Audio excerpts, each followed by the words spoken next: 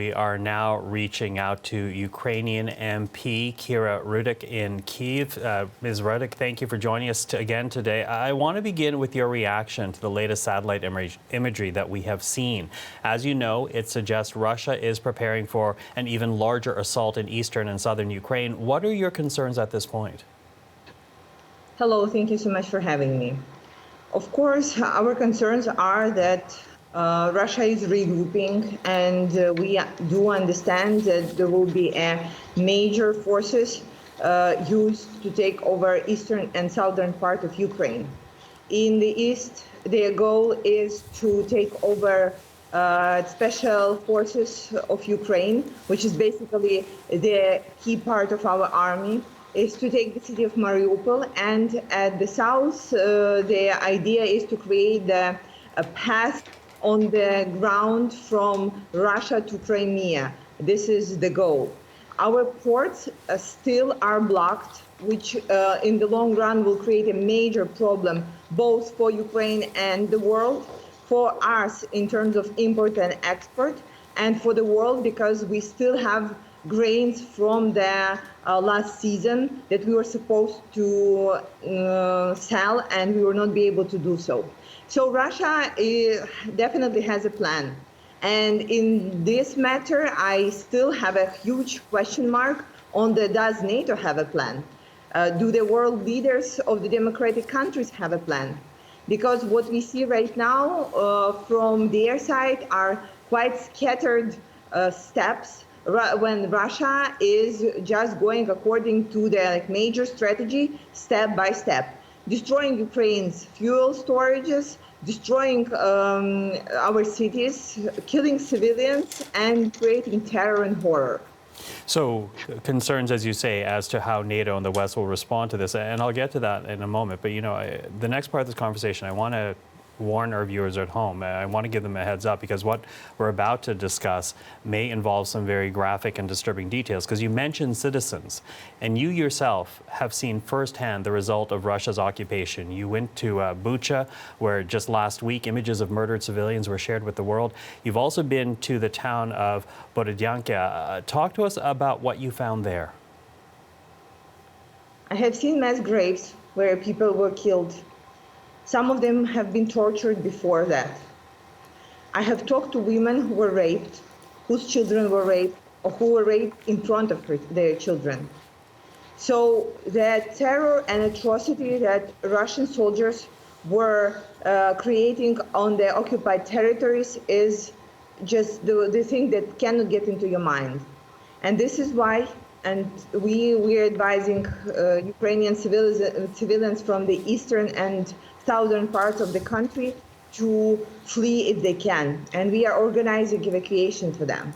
And this is why the latest terrorist that we have seen in the Kramatorsk train station was related to that. We have seen what we have seen in Bucha and Borodyanka and other deoccupied places. We advised our citizens to move from the areas that may be occupied, and Russians are hitting where the people are gathering to get away.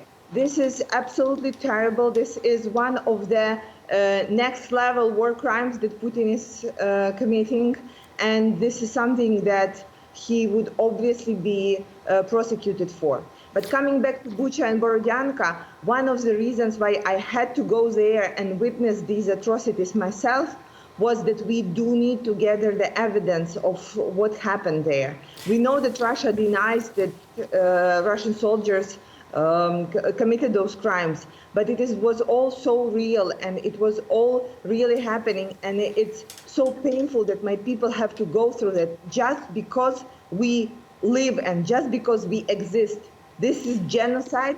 That is committed against Ukrainian people. And the world needs to be more active. The world leaders need to step up, because it didn't stop after Putin's forces went away from outskirts of Kyiv. It continues in occupied territories.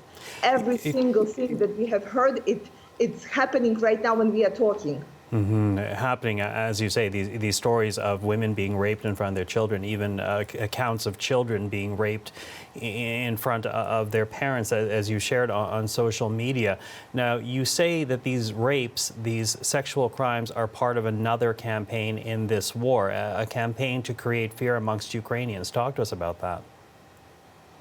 So, you see, when Russian forces came to Bucha, Borodyanka, there was absolutely no point for them to act how they acted.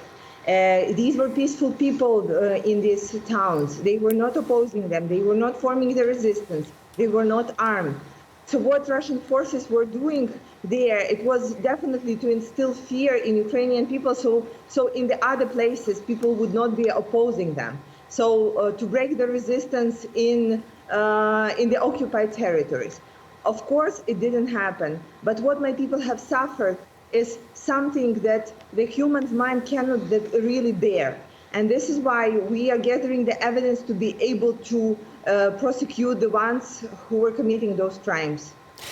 We're quickly running out of time, Ms. Rudik, but I want to pick up on your point, questioning whether or not the West is doing enough, because we saw the British Prime Minister in Kyiv yesterday. He's pledging another $130 million in high-grade military equipment. The Prime Minister of this country, Justin Trudeau, has promised another $100 million for humanitarian assistance. I know Ukraine is asking for more. What more would you like to see right now? First, we would like to see heavy weaponry. The heavy weaponry that we need to protect our skies, the heavy weaponry we need to fight Russia.